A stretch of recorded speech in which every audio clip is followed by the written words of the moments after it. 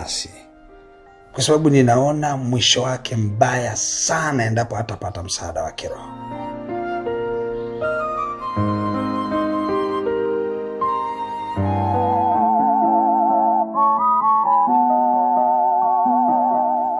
Kwa kweli sisi tumeshindwa. Na hapa nadhani msaada wa haraka ni nini kwenda India. Hapo utakuwa na majibu. India. Na gharama zake zitakuwaje? Maana sisi wenyewe ni watu wa kawaida sana. Kwa India ni ghali kidogo, si chini ya milioni 60. Basi tena. Pole sana.